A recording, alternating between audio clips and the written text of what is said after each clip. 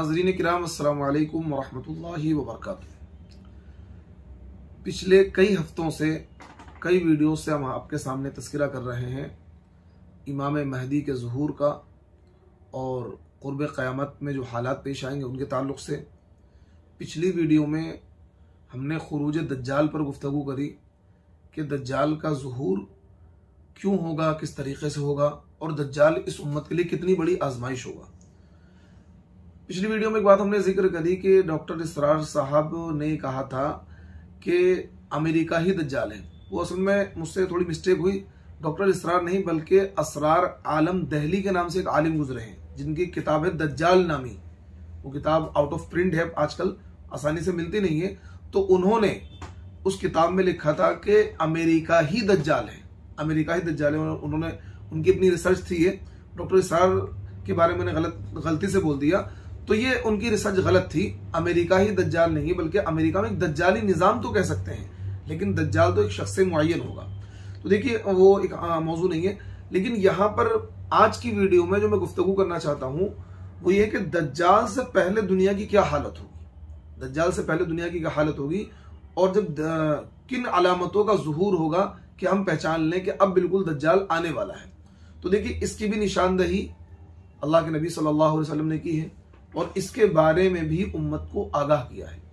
दज्जाल से पहले दुनिया की क्या हालत होगी इसके बारे में हम हदीस सुनते हैं। देखिए मुस्नद अहमद, मुस्नद अबू याला, ये किताबों के नाम हैं। अच्छा देखिए हजरत अनस बिन मालिक रज़ियल्लाहु अन्हु से रिवायत है, इन्होंने फरमाया कि रसूलुल्लाह सल्लल्लाहु अलैहि वसल्लम ने फरमाया कि दज्जाल के खुरूज से पहले चंद साल धोखा व फरेब के होंगे, चंद साल धोखे व फरेब के होंगे। सच्चे को झूठा बनाया जाएगा और झूठे को सच्चा बनाया जाएगा। खयानत करने वाले को अमानतदार बनाया जाएगा और अमानतदार को खयानत करने वाला करार दिया जाएगा और उनमें रुएब्जा बात करेंगे। पूछा गया रुएब्जा कौन है? फरमाया घटिया किस्म के फासिक व फाजिर लोग, वो लोगों के अहम मामलात में बोला करेंगे। आप ये देखिए कि ये हदीस इस दौर पर कितना सादिक आ रही है कि दज्जाल के खुरूज से पहले चंद साल, अब चंद साल में 50 साल भी हो सकते हैं, 40 साल भी हो सकते हैं, धोखे के होंगे। तो ये जो साल चल रहे हैं दुनिया, मतलब इन 20-30 सालों जब से मीडिया का दौर आया, कितना धोखे का दौर है कि सच्चे को झूठा बनाकर पेश किया जा रहा है और झूठे को सच्चा बनाकर पेश किया जा रहा है। जो अमानतदार लोग हैं उनको खाइन बनाकर पेश किया जा रहा है और जो खाइन लोग हैं उनको अमानतदार बनाकर पेश किया जा रहा है। ये पूरी दुनिया का इस वक्त माहौल है। जो नेक लोग हैं वो जेलों में हैं, वो सलाखों के पीछे हैं और जो खाइन किस्म के लोग हैं मीडिया उनको UNO, WHO और इनको मसीहा बनाकर पेश किया जाता है और इनको मुहज़्ज़ब कौम बनाकर पेश किया जाता है। लेकिन जो मुसलमान अपने हक की बात करते हैं, जो मुसलमान अपने हक के लिए लड़ते हैं, जैसे फ़लस्तीन के मुसलमान लड़ रहे हैं, ये जिस तरीके से अफगानिस्तान के लोग अपने मुल्क की आज़ादी के लिए लड़े तो उनको दहशतगर्द, उनको आतंकवादी मीडिया ने, दुनिया ने करार दिया। इसी तरीके से आज फ़लस्तीनी मुसलमानों को बहुत बड़ी तादाद मीडिया की वो है जो उनको आतंकवादी और टेररिस्ट करार दे रहा है, जबकि वो फ़लस्तीनी मुसलमान अपने मुल्क की आज़ादी के लिए, मस्जिद अक्सा की आज़ादी के लिए लड़ रहे हैं। तो देखिए ये दुनिया की हालत हुई पड़ी है कि अमानतदार को लोग खाइन और खाइन को अमानतदार कह रहे हैं और अल्लाह के नबी ने शायद रुएब्जा बात करेंगे, यानी फासिको फाजिर लोग लोगों के अहम मामलात में गुफ्तगू करेंगे। ये हदीस इस दौर पर कितनी सादिक आ रही है कि मीडिया पर बैठे हुए फासिको फाजिर लोग और बड़े बड़े ओहदों पर, जो आलमी तंजीमें हैं उनके बड़े बड़े ओहदों पर बैठे हुए फासिको फाजिर लोग, मुल्क की जो मुस्लिम कंट्रीज हैं उनके बड़े बड़े ओहदों पर फासिको फाजिर लोग बैठे हुए हैं और लोगों के अहम मामलात में वो गुफ्तगू कर रहे हैं, जिन्हें कोई तमीज नहीं है, जिन्हें कोई इस्लाम से, कुरान से लेना देना नहीं है, मुसलमानों से कोई हमदर्दी नहीं है, लेकिन अहम मामलात में कौन बातचीत कर रहे हैं? वो फासिको फाजिर लोग जिनकी अय्याशियां खत्म नहीं हो रही हैं। तो इसलिए इस दौर पर यह हदीस कितनी सादिक आ रही है, जरा आप इसको लफ्ज बलस पढ़िए और फिर हालात का जायजा लीजिए कि सच्चे को झूठा साबित किया जा रहा है। अब जो सच्चे लोग हैं जो अपने मुल्क की आज़ादी के लिए लड़ रहे हैं उन्हें झूठा कहा जा रहा है, उन्हें आतंकवादी कहा जा रहा है, उन्हें टेररिस्ट कहा जा रहा है और जो काबिज है उसको लोग उसकी सपोर्ट कर रहे हैं। पूरी दुनिया खामोश तमाशाई बनी हुई है। तो देखिए ये हदीस इस दौर पर सादिक आ रही है। इसी तरीके से अल्लाह के नबी सल्लल्लाहु अलैहि वसल्लम की दूसरी एक हदीस है, उसको जरा सुनिए। हजरत उमैर इब्न हानी से रिवायत है। ये रिवायत अबू दाऊद के अंदर भी है, मुस्तदरक हाकिम के अंदर भी है और नुआइम इब्न हम्माद की अल फितन के अंदर भी है। अबू दाऊद के अंदर जिल्द नंबर 4 सफ़ा नंबर 94, मुस्तदरक हाकिम में जिल्द नंबर 4 सफ़ा नंबर 513 में यह हदीस मौजूद है। हजरत उमैर इब्न हानी से रिवायत है, फरमाते हैं कि रसूलुल्लाह सल्लल्लाहु अलैहि वसल्लम ने फरमाया कि जब लोग दो खैमों और दो जमातों में तकसीम हो जाएं, एक अहले ईमान का खैमा होगा जिसमें बिल्कुल निफाक नहीं होगा, दूसरा मुनाफिकीन का खैमा जिनमें बिल्कुल ईमान नहीं होगा। तो जब वो दोनों इकट्ठे हो जाएं, यानी अहले ईमान एक तरफ मुनाफिकीन एक तरफ, तो तुम दज्जाल का इंतजार करो कि आज आ जाए या कल आ जाए। ये देखिए हदीस इस दौर पर कितनी सादिक आ रही है कि आज अहले ईमान का खैमा एक तरफ है और इसी तरीके से जो बगैर ईमान वाले लोग हैं, मुनाफिकीन लोग हैं, उनका खैमा एक तरफ है। अल्लाह के नबी सल्लल्लाहु अलैहि वसल्लम ने कह दिया था कि दज्जाल के खुरूज से पहले ये होना तय है कि दुनिया दो खैमों में तकसीम होगी। ये हदीस इस दौर पर कितनी सादिक आ रही। इस वक्त फिलिस्तीन और इसराइल की जंग ने बहुत से लोगों के चेहरों से नकाब उतार दिया है। जो मुसलमानों के मसीहा बने बैठे थे, वो मुस्लिम हुक्मरान जैसे रजब तय्यब उर्दुगान, लोग मुसलमानों को मसीहा समझते थे, लेकिन आज उनके चेहरे से निफाक की चादर उतर गई है। वो मुस्लिम हुक्मरान जो जिनके हाथों में 57 मुल्कों की बागडोर है, आज वो सिर्फ क्या करते हैं, OIC का जब भी कहीं मुसलमानों पर जुल्म और ज्यादती होती है, OIC की एक बैठक बुलाते हैं, एक हंगामी इजलास बुलाते हैं, चाय शाय होती है, कॉफी शॉफी होती है, खाना पीना होता है, फिर लास्ट में उठ के कहते हैं कि जी हम इस काम की मजम्मत करते हैं। बस वो अपना पल्ला झाड़ लेते हैं कि ये जो हो रहा है हमें कहते हैं इसकी मजम्मत करते हैं, बस उसके अलावा उन्हें कुछ नहीं करना है। तो ये काम उनका रह गया है। तो अहले ईमान और बगैर ईमान वाले लोग, यानी एक तरफ अहले ईमान होंगे और एक तरफ मुनाफिकीन होंगे, दो खैमों में दुनिया तकसीम हो जाएगी। तो आज दुनिया दो खैमों में तकसीम है। एक तरफ मुट्ठी भर अहले ईमान है, एक तरफ मुट्ठी भर अहले ईमान है। और कल ही मैंने एक न्यूज पढ़ी कि जो OIC का इजलास, अब ये इसकी तहकीक तो मैं नहीं कर पाया, लेकिन उम्मीद है कि ये न्यूज सच्ची होगी कि OIC के इजलास में अफगानिस्तान के जो हुक्मरान हैं, तालिबान की जो हुकूमत है, वहां उनको भी दावत दी गई कि आप भी आए। तो उन्होंने साफ इनकार कर दिया कि हम इस दावत में नहीं आएंगे, आप हमें ये बताएंगे हमें अपनी फौजें कहां पर उतारनी है, हमें अपनी फौजें कहां पर उतारनी है गजा के मुसलमानों की मदद के लिए। हम इस इजलास का हिस्सा नहीं बनेंगे। सिर्फ जबानी जमा खर्च होता है, जबानी जमा खर्च होता है, फिर जाकर अपने घरों में अपने मुल्क में बैठ जाते हैं आसानी के साथ। तो हमें ये नहीं करना है। तो एक तरफ अहले ईमान का तबका है, एक तरफ अहले ईमान का तबका है और एक तरफ मुनाफिकीन का तबका है। तो नबी अलैहिस्सलाम ने 1400 साल पहले ये बात कह दी थी कि दज्जाल का खुरूज उस वक्त तक नहीं होगा जब तक कि दुनिया दो खैमों में तकसीम नहीं होगी। एक तरफ अहले ईमान का खैमा होगा, एक तरफ मुनाफिकीन का खैमा होगा। तो आज आपने देख लिया कि 57 मुस्लिम ममालिक किसके साथ हैं। ये खामोश तमाशाई बने हुए हैं और ये निफाक की चादर ओढ़े हुए हैं, इनके दिलों में निफाक है। ये अमेरिका के और यहूदियत के परवरदा हैं। यहूदियत ने, अमेरिका ने इनको पाला है और इन मुल्कों की बागडोर दी है। आप जब इन मुल्कों की, मुल्क शाम है, इराक है, शाम है, लेबनान है, जॉर्डन है, इन मुल्कों की तारीख पढ़ेंगे, इनका जो हुक्मरान तबका है, इनको बिठाने वाला कौन है, इनको हुकूमत के तख्त और ताज का मालिक बनाने वाला कौन है। जब इसके बैकग्राउंड में जाएंगे तो पता लगेगा इनको हुकूमत का तख्त और ताज देने वाले ये अमेरिका के लोग, अमेरिका और उसके इत्तेहादी मुल्क हैं, और ये यहूदी लॉबी है जो इनको, और फ्री मैसन जो अमेरिकी तहरीक है जो पूरी दुनिया में वो मुसाद के लोग बैठे हुए हैं, ये लोग इनको हुक्मरा की सीट इन्होंने दिलवाई है। तो इनके खिलाफ ये बिल्कुल नहीं जा सकते हैं। तो अल्लाह के नबी ने जो इरशाद फरमाया दुनिया दो खैमों में तकसीम हो जाएगी, उस वक्त आप दज्जाल का इंतजार करना कि दज्जाल आज आ जाए या कल आ जाए। ये बात इस दौर पर सादिक आ रही है। अच्छा, इसी तरीके से एक हदीस और सुनिए। अल्लाह के नबी सल्लल्लाहु अलैहि वसल्लम ने इरशाद फरमाया गुमराह करने वाले कायदीन की बहुतात होगी, कसरत होगी। ये अल्लाह के नबी ने इरशाद फरमाया। तो आज ये देखिए कि गुमराह करने वाले कायदीन कितने हैं, क्योंकि लोग अपने कायदीन के नक्शे कदम पर चलते हैं। अब वो कायदीन मुल्क के हुक्मरान भी हैं, वो कायदीन मस्जिद के अइम्मा भी हैं, वो कायदीन उलमा का तबका भी है कि जो लालच में, मफाद के खातिर, अपने ओहदों के छिन जाने की डर की वजह से हक बात लोगों को नहीं बताएंगे, सच्चा रास्ता लोगों को नहीं बताएंगे, जबान में ताले लगा लेंगे, सही रास्ता लोगों को नहीं दिखाएंगे। ये बात अल्लाह के नबी सल्लल्लाहु अलैहि वसल्लम ने 1400 साल पहले कह दी थी कि गुमराह करने वाले कायदीन की बहुतात और कसरत होगी। देखिए सुनिए, हजरत अब्दुल्ला इब्न उमर रज़ियल्लाहु अन्हु ने फरमाया कि मैं हतीम में हजरत हुज़ैफा के साथ था।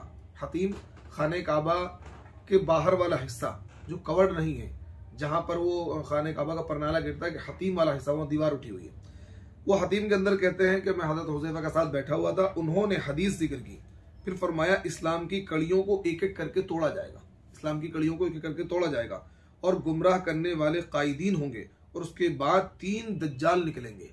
इस्लाम की एक कड़ियों को तोड़ा जाएगा, खिलाफत खत्म की जाएगी। तो देखिए सबसे पहले खिलाफत, इसका तस्करा भी है कि सबसे पहले खिलाफत टूटेगी। तो खिलाफत टूटी 1923 में, और उसके बाद गुमराह करने वाले जो कायदीन होंगे और उसके बाद 3 दज्जाल निकलेंगे। मैंने पूछा, ए अबू अब्दुल्ला, ये अबू अब्दुल्ला हजरत हुज़ैफा की कुन्नियत है, आप ये जो कह रहे हैं क्या आपने ये नबी करीम सल्लल्लाहु अलैहि वसल्लम से सुना है? उन्होंने जवाब दिया, जी हाँ, मैंने ये हुजूर पाक सल्लल्लाहु अलैहि वसल्लम से सुना है और मैंने नबी करीम को ये भी फरमाते हुए सुना कि दज्जाल इस्फहान की यहूदिया नामी बस्ती से जाहिर होगा। इस्फहान ईरान का एक सूबा है, ईरान का एक शहर है, और इस्फहान के बारे में, इस्फहान की यहूदिया नामी बस्ती से दज्जाल खुरूज करेगा, निकलेगा, और इस्फहान के 70,000 यहूदी जो सब्ज लिबास पहने हुए होंगे वो दज्जाल के हिमायती बनकर खड़े होंगे। लोग ये समझते हैं कि भाई ईरान फिलिस्तीन की मदद कर रहा है या करेगा, ये भूल जाए, क़यामत की सुबह तक ऐसा नहीं हो सकता है। क़यामत की सुबह तक अगर ईरान उनकी मदद करना चाहता या मदद करता तो दुनिया की सबसे, देखिए सबसे ज्यादा आबादी यहूदियों की इसराइल के अंदर है, और सेकंड जो बड़ी आबादी है, कई लाख यहूदी इस ईरान के अंदर मौजूद है। यानी ईरान की दूसरी बड़ी, सबसे ज्यादा शिया है, दूसरे नंबर पे वहां यहूदी है, तीसरे नंबर पे वहां सुन्नी है। तो अगर ये ईरान उनका साथ देता फिलिस्तीन का, तो वहां के यहूदियों को लाइन पर लेकर आता, उनका बाइकआउट करता, कुछ ना कुछ उन पर एक्शन लेता ताकि ये वाले यहूदी खामोश बैठते। लेकिन ऐसा कुछ नहीं है।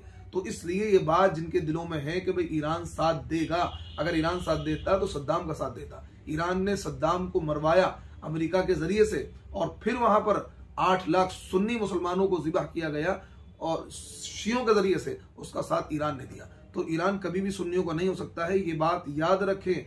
हजरत अल्लामा हक नवाज जंगवी रहमतुल्लाह अलैह कहा करते थे कि अगर ईरान अमेरिका या इसराइल पर हमला कर दे तो मेरी कब्र पर तुम पेशाब कर देना। ये बात वो कसम खाकर कहते थे, और ये बात हम अपनी खुली आंखों से देख रहे हैं। जबानी जमा खर्च तो होगा, धमकियां तो रोजाना दी जाएंगी, ऐसा होगा, यूं कर दिया जाएगा और ईरान ऐसा कर देगा, लेकिन ईरान अमली इक़दाम कभी भी नहीं उठाएगा।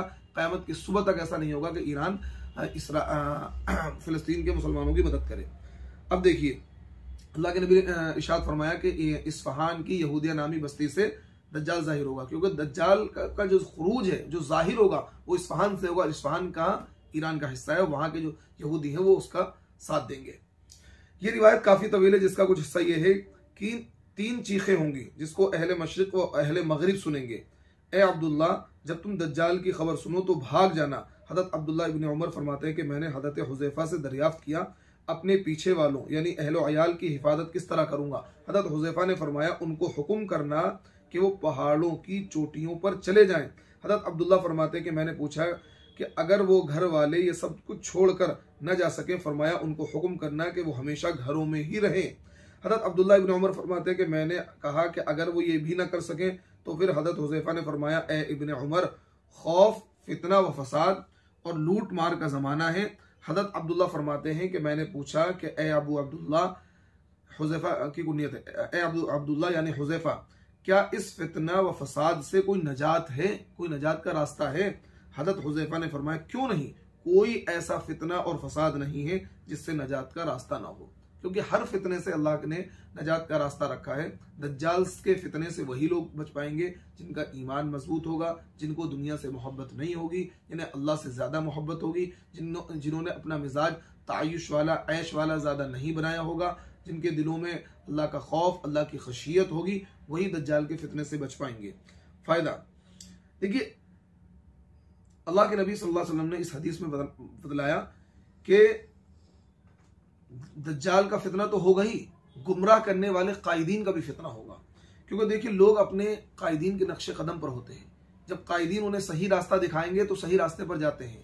तो आज मुसलमानों के जो कायदीन हैं, चाहे वो हुक्मरां हों, चाहे वो उलमा हों, चाहे सुलहा हों, अक्सर का मामला है वो गुमराही के रास्ते पर हैं। वो लोगों को सही बात नहीं बता रहे हैं, सही रास्ता नहीं दिखा रहे हैं, हक बात जबान से नहीं निकाल रहे हैं, डर की वजह से, खौफ की वजह से, तशद्दुद की वजह से।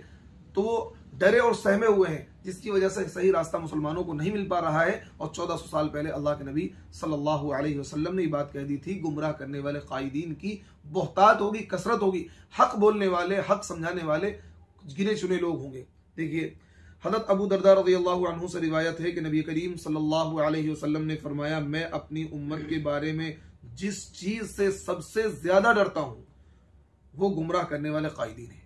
एक तरफ तो आप दज्जाल के बारे में कह रहे हैं कि दज्जाल इस उम्मत का बड़ा फितना होगा, दूसरी तरफ ये अबू दाऊद शरीफ की रिवायत है, सही दर्जे की रिवायत है। अल्लाह के नबी कह रहे हैं कि जिस चीज से मैं अपनी उम्मत के बारे में सबसे ज्यादा डरता हूं वो गुमराह करने वाले कायदीन है, क्योंकि गुमराह करने वाले कायदीन लोगों को सही रास्ते पर नहीं जाने देंगे।